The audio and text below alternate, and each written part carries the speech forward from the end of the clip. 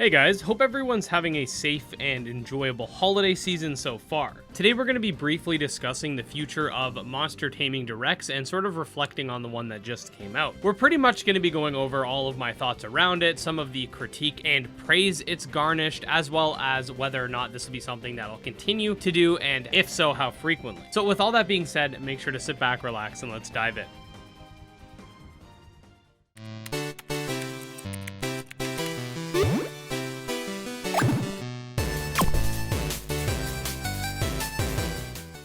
Alright, so first of all of the footage seen on screen is directly from the Direct itself, so if you see anything that you think is cool and want to check it out, I will leave the Direct linked below if you haven't seen it already. Honestly, when looking back on the Direct, it is something that I'm very proud of. I felt like we did a really good job not putting too much focus on talking and unneeded dialogue and just diving straight into the gameplay, because at the end of the day, that's what everyone's there for. I haven't heard a lot of people talk about this, but that has to be one of the decisions that I'm most happy with, because I've had to watch over the Direct a few times just to make sure everything was good, and that's one thing that I felt like really added entertainment value.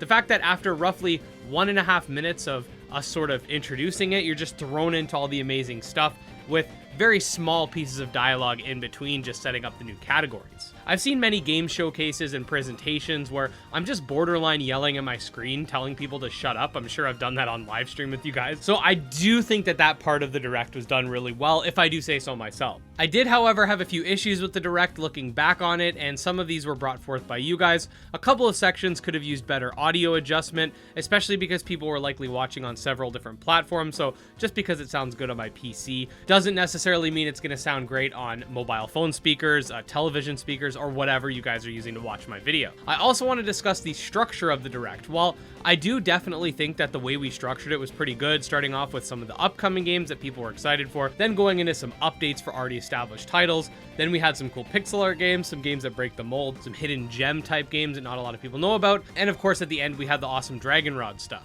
Pretty much all of these sections had some sort of exclusive content. For example, the Lumentail teaser that we opened up with was a brand new 1.5-minute trailer showcasing a new monster. We had a brand new update announcement for Coromon showcasing off a few new designs, and even smaller stuff like an edited version of the Cassette B starter trailer that showcased a new monster. Anyways, one of these sections I didn't mention, that being the section for games that recently had reveals or just didn't really have time to put together anything exclusively. And this kind of ties into the time of the Direct, and this is something I do want you guys to let me know your thoughts on in the comment section. But with this being my very first ever crack at this type of thing, I wasn't sure how many submissions I'd be able to secure. And during this time, I did have to chase a few devs around, some of them for reasons out of their control, others just straight up forgotten. We even had a couple last minute cancellations. Anyways, this kind of all connects together because despite all of this, the Direct was still an hour long, which I definitely felt like it did not feel drawn out.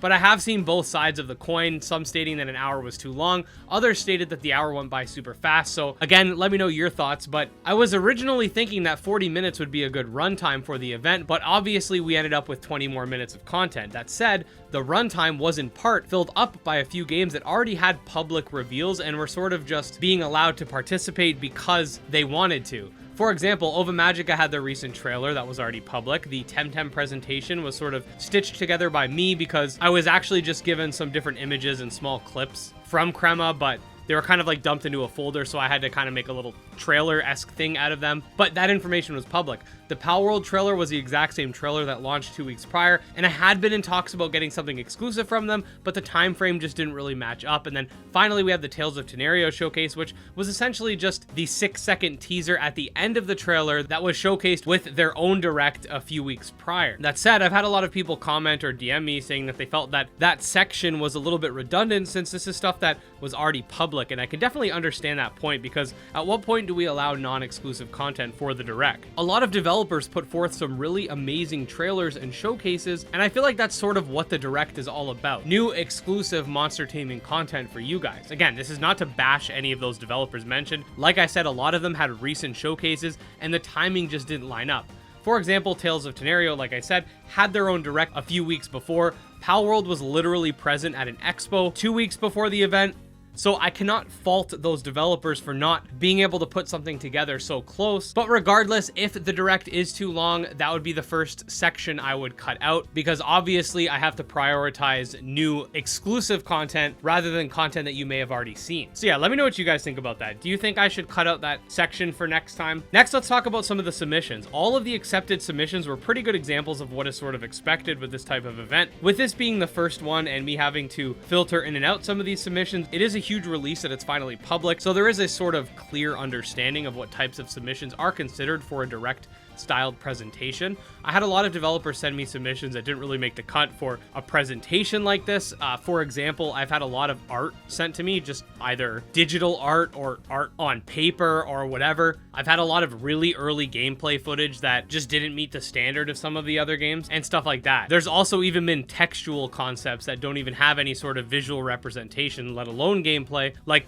for example, hey Ed, I'm working on a monster taming game and it's gonna have 2 million monsters and this is the premise, and can you include that information in the direct? And unfortunately, that's not the type of content that I think most of you guys would expect to see in that type of event. I named the event Monster Taming Direct for a reason, because anybody that's seen a Nintendo Direct can kind of correlate the two and understand the types of submissions we are looking for, which would similarly match up to something you'd expect to see in a Nintendo Direct. Announcements, teasers, trailers, etc. So I am really glad that this is out, because now we have a baseline of what we kind of expect, and I think a lot of these submissions act as a golden standard.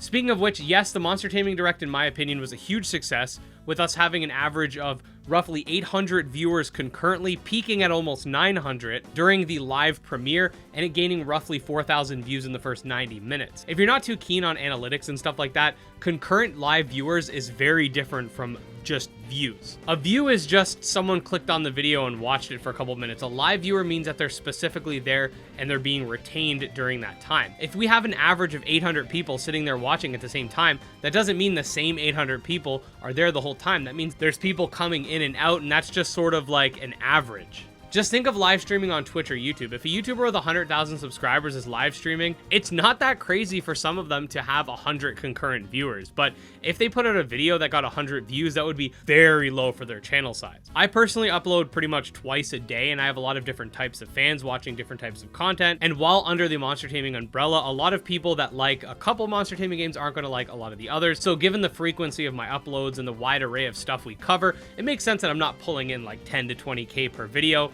like some other YouTubers who only upload once a week but put a lot of editing into those videos to the point where maybe I could put together like 5 or 6 in the time it takes them to put together one. It makes a lot of sense. I have some Let's Plays, for example, that are not really edited at all, and I just put them up because I gotta play these games anyways to make guides, and some of you guys enjoy those. I'm not surprised when a lot of them barely crack 1,000 views, and then on the other case I make a review and it hits like 10 to 15,000 views. It's just the way this channel operates, and a lot of daily uploading channels operate similarly. Anyways, there's a point to this. The Monster Taming Direct, as of the time I'm scripting this video, is already sitting at over 16,000 views, and it's only been out for 48 hours. This is very significant because I don't cover too many games that have widespread appeal, and even those that I do tend to have an oversaturation of content creators, i.e. Pokemon. I would not be surprised if this video cracks between 50 to 100,000 views over the next few months, depending on whether or not content creators pick it up and react to it, or gaming news articles cover it. There was actually a German website that did. Haven't had a chance to read it via the Google translation or whatever, but still pretty interesting. But do note that it's not the actual view number that's the biggest deal to me. I have a Nexomon video that has over 200,000 views, but that's a breakdown of the game starters, and a lot of people will see a guide like that, use it as needed, and move on. This, however, is a generalist monster taming subject, and when you'd think that would have a more widespread appeal than an individual game within said genre, it actually does not, because a lot of people know what Pokemon is, but those same people don't know what the monster taming genre is. A lot of people might know what Temtem, Nexomon, Coromon, etc. are individually, but not as a blanket term or a blanket genre. This means that we're going to be exposing a lot of people to a genre that they've never heard of, or more accurately, know what it is, but never thought of expanding their repertoire of monster taming games. I think this direct will go a long way in showing larger indie developers and even some non-indie developers that this is actually something worth putting a submission together for, and not just some random person showcasing random games. This type of stuff is really important for the genre, and putting together something like this was I guess, the natural progression of things, considering the fact that I'm always trying to push the genre forward instead of just sticking to one game within it. But anyways, I'm just being real with you guys in terms of these statistics and my perspective. Sure, a lot of views and subscribers on my channel is great, but at the end of the day, this all started with me just wanting to spread the word of some of these games, and that's honestly where we still are. If the genre grows, I grow. If I grow, the genre grows. We sort of have this symbiotic relationship, and I'm more than happy to be the guy that will facilitate the genre's growth and put an end to the idea that every monster taming game is a Pokemon ripoff or a clone, and they can really stand on their own 2 feet. But anyways, all of that being said, Monster Taming Direct will continue. I don't know if I want to make it a yearly thing or a bi-yearly, aka every 6-month thing. I don't know if I want to switch up the timing of when it actually releases. I felt like Christmas time was pretty good, but admittedly it did cause a little bit of overlap with some other stuff. And I don't know if I want to swap up the format a little bit, but it's definitely going to become a staple on this channel, so long as there's content to be showcased. It doesn't necessarily have to be 33 plus submissions like we got this time around, but as long as we get a decent amount, I don't see why not. Again, special thanks to everyone involved. I appreciate each and every one of you who came out and found new games that they maybe didn't know about, or at least got hyped for updates and teasers from games they already did. I do have some pretty good videos planned for December 31st and January 1st. Basically, at the end of every year, I do a retrospective of that year. Then on the 1st of every year, I do an upcoming major updates video, which kind of dives into all the stuff we know for any given year. So definitely stay tuned for that. And don't forget to subscribe for daily monster taming videos. And let me know all of your thoughts in the comment section below. I want lots of opinions. I want criticism, praise, neutral opinions. I don't care. I want it in the comments. I want to know what you guys thought about the Direct. And I'm always looking for different ways to improve my content within the realm of realism, given my status as a part-time YouTuber. Anyways, I will see you guys in the next one. Special thanks to our patrons, especially Jim Hamilton, Drogo, Stark Persona, and Exodus. And that's all. Bye.